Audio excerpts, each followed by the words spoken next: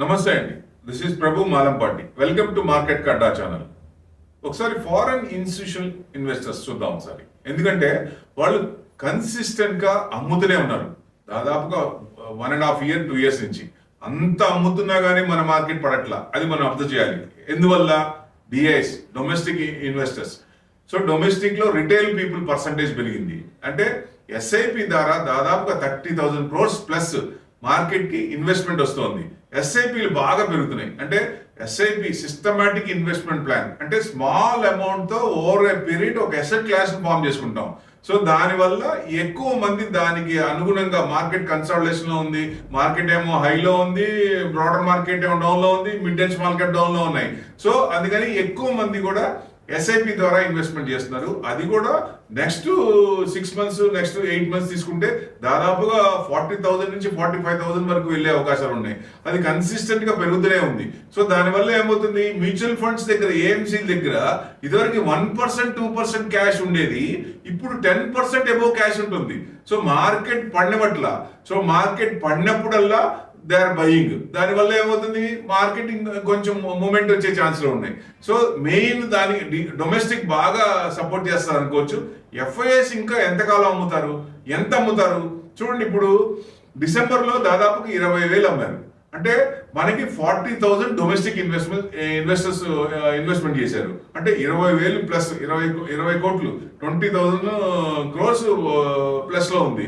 So last 5-6 months చూస్తే consistent గా domestic నుంచి విపరీతంగా డబ్బులు వచ్చినాయి.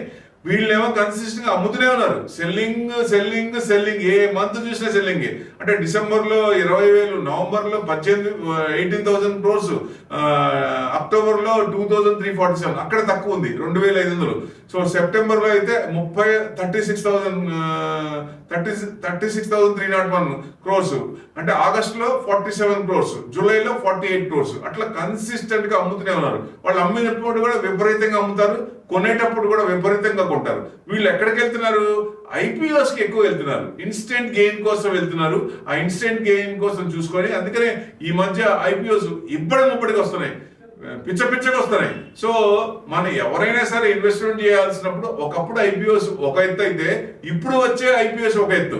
ఎందుకంటే ఇప్పుడు అది చేయాల్సిన పని లేదంట. నేను ఐపీఓస్ టచ్ చేయకుండా ఆ కంపెనీ ఏదైనా స్ట్రాంగ్ ఉన్నప్పుడు, ఫ్యూచర్ లో దానికి డిమాండ్ ఉంది, గ్రోత్ వస్తుంది అనుకున్నప్పుడు అలాంటిది సెకండరీ మార్కెట్ లోనే కొనుక్కోవడం అంత మంచిది, ఉత్తమం అనుకుంటున్నాను నేను. సో డెఫినెట్ గా, ఎందుకంటే ఇప్పుడు ఆ కంపెనీ ఇమీడియట్ గా లిస్ట్ అయిన రోజు పెరిగి మళ్ళీ తర్వాత పడిపోతున్నాయి. 50% లిస్ట్ అయిన ఈ మధ్య కాలంలో మొత్తం పడ్డాయి, మొత్తం డౌన్ లో ఉన్నాయి.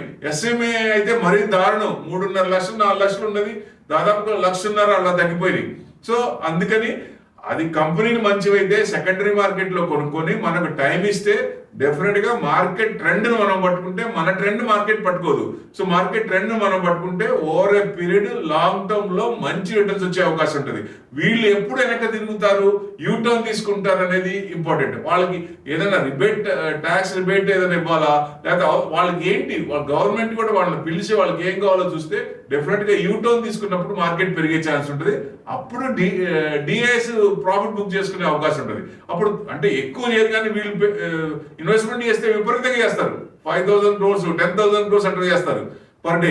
అట్లా వీళ్ళు అమ్మేటప్పుడు కూడా కొంచెం అమ్ముతారు. కాబట్టి మార్కెట్ కొంచెం బ్రాడర్ మార్కెట్ బాగుంటే డెఫినెట్ గా ఈ సంవత్సరం ఎఫ్ఐఎస్ యూటర్న్ తీసుకుంటే, ట్రేడ్ డీల్ జరిగితే, సో డెఫినెట్ గా ఇంట్రెస్ట్ రేట్లు ఇంకా తగ్గితే మార్కెట్ కి ప్లస్. అన్ని పాజిటివ్ పారామీటర్స్ ఉన్నాయి. ఇన్ఫ్లేషన్ కూడా ఫ్రైడే వచ్చింది, మన ఇన్ఫ్లేషన్ జస్ట్ కొంచెం ఉంది, ఏదైనా 1% బిలోనే ఉంది. సో డెఫినెట్ గా మన అన్ని కంట్రోల్ ఉన్నాయి. కాబట్టి లాంగ్ టర్మ్ లో మంచి రిటర్న్స్ వచ్చే అవకాశం ఉంది. మార్కెట్ పడిపోయింది, లేకపోతే మార్కెట్ హైలో ఉంది, మన స్టాక్స్ చూస్తే మైనస్ లో ఉన్నాయి. ఎఫ్డీలో పెట్టుకుంటే 6% వచ్చేది, సో ఇక్కడ పెట్టుకుంటే మనకి మైనస్ లో ఉన్నాం. సో నెక్స్ట్ 50 కూడా దాదాపుగా 16-17% మైనస్ లో ఉన్నాయి 500 స్టాక్స్ లో. మిగతావన్నీ కూడా 15-16% ప్లస్ లో ఉన్నాయి, 85% డౌన్ లో ఉన్నాయి. సో ఇది ఈ సంవత్సరం రావచ్చు అంటే అవకాశాలు ఎక్కువ ఉన్నాయి. వీళ్ళు కనుక యూటర్న్ తీసుకుంటే, వాళ్ళు సాటిస్ఫై అయ్యి ఇండియాలోనే ఉండాలి, ఇండియాలోనే ఇన్వెస్ట్మెంట్ చేయాలి, బయటికి పోకుండా ఉండాలి అనుకున్నప్పుడు డెఫినెట్ గా యూటర్న్ తీసుకున్నప్పుడు మార్కెట్ పెరిగే ఛాన్స్ ఉంటుంది. అంటే లార్జ్ క్యాప్స్ పెంచుతూ బ్రాడర్ మార్కెట్ విపరీతంగా పెరిగే అవకాశాలు ఉన్నాయి. వాటిల్లో బయింగ్ వస్తే వాళ్ళు ఒక స్టెప్ వాళ్ళు వేసే స్టెప్ కంటే మన స్టెప్ ముందుందనుకోండి, రిటర్న్స్ మంచుకుంటాయి.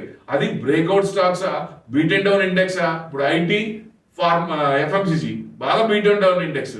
ఫార్మా కూడా 100% ట్యాక్స్ అన్నారు. ఆ ట్రేడ్ డీల్ జరిగినప్పుడు ఫార్మా మీద కూడా తెలుస్తుంది కాబట్టి ఎంత వేస్తారు? 25% వేస్తారా, లేకపోతే మొత్తం తీసేస్తారా? ఇండియాతో మనకి అవసరం, డీల్ కుదుర్చుకోవాలని ప్రెజరైజ్ చేస్తుంది కాబట్టి ఇది మనం వాళ్ళని మంచి చేసుకోవడానికి ట్యాక్స్ తీసేస్తారా? ఈ పునిటివ్ ట్యాక్స్ అనేది తీసేస్తారా? ఎందుకంటే వాళ్ళ పార్టీలోనే వ్యతిరేకత వస్తుంది. సో మీరు ఎందుకు అంత ఇబ్బంది పెడుతున్నారు ఇండియాకి? సో డెఫినెట్ గా వాళ్ళతో మనకి పని ఉంది, ట్రేడ్ డెఫిసిట్ ఉంది, దాన్ని ట్యాక్స్ వేసుకొని బ్యాలెన్స్ చేసుకోవడం అనేది కరెక్ట్ కాదు. సో మనకి ఏదన్నా ఉంటే డీల్ కుదుర్చుకొని చేస్తే మన డాలర్ని డీడాలరైజ్ చేసిన అవకాశం ఉండదు. ఎందుకంటే అందరూ కూడా డాలర్ రిజర్వ్స్ తగ్గించుకుంటున్నారు, అన్ని కంట్రీస్ కూడా గోల్డ్ రిజర్వ్స్ పెంచుకుంటున్నారు. ఆ ఎఫెక్ట్ బాగా పడుతుంది. ఏదేమైనా బ్రిక్స్ కరెన్సీ వస్తే మళ్ళీ ఇబ్బందే. సో డెఫినెట్ గా ఫ్యూచర్ లో కూడా ఓన్ కరెన్సీతో ట్రేడ్ చేయొచ్చని డెఫినెట్ గా ఇప్పటికే దాదాపుగా 8% IMF డిక్లేర్ చేసింది. 8% ఇప్పటిదాకా డాలర్ లో జరిగింది లాస్ట్ ఇయర్ది, దానికంటే ఈ సంవత్సరం చూసుకుంటే 8% తగ్గింది. అంటే 2030 కల్లా 50% ఏ కంట్రీ అయినా వాళ్ళ ఓన్ కరెన్సీలో ట్రేడ్ అయ్యే అవకాశాలు ఎక్కువ కనబడుతున్నాయి. సో అప్పుడు ఏమవుతుంది, డాలర్ ని మనం ఇంపార్టెన్స్ ఇచ్చేది తగ్గిపోద్ది. సో D5 అయిపోద్ది, డాలర్ తగ్గిపోద్ది బాగా. సో డెఫినెట్ గా అప్పుడు అది మనసులో పెట్టుకునే వాళ్ళందరూ ప్రెజర్ చేస్తారు. అందుకే ఆయన ముందుకు వచ్చి నాకు ట్రేడ్ డీల్ చేసుకుందాం అని చెప్తున్నారు. సో ఇది మంచి తరుణమే. మనం US ఉండాలి, చైనా ఉండాలి, ఇద్దరిని కలుపుకొని దౌత్యపరంగా ముందుకెళ్తే మంచిది ఇండియాకి. ఎందుకంటే మనం ఎమర్జింగ్ మార్కెట్స్ లో పెరుగుతున్నాం. ఇప్పుడే స్టార్ట్ అయింది, అమృత్ కాల్ స్టార్ట్ అయింది. మన ప్రైమ్ మినిస్టర్ చెప్పినట్టు ఆ అమృత్ కాల్ లో 2047 కంటే ముందు మనకి రావాలంటే ఈ GDP కూడా 8.2% ఏ కంట్రీకి వచ్చింది?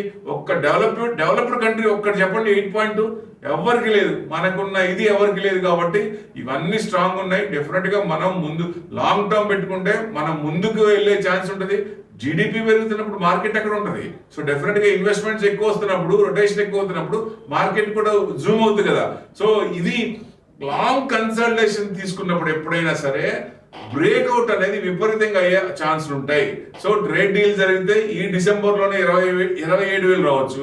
మన నెక్స్ట్ ఇయర్ కి 30,000 అంత మించిపోదా? 30,000 క్రాస్ అయ్యే ఛాన్స్ ఉంటుంది. ఇవన్నీ పాజిటివ్ బాగుంటే 100% 30,000 క్రాస్ అయ్యే అవకాశాలు ఉన్నాయి. ప్లస్ బ్రాడర్ మార్కెట్ విపరీతంగా పెరిగే ఛాన్స్ ఉంది. అప్పుడు అందరికీ డబ్బులు వస్తాయి.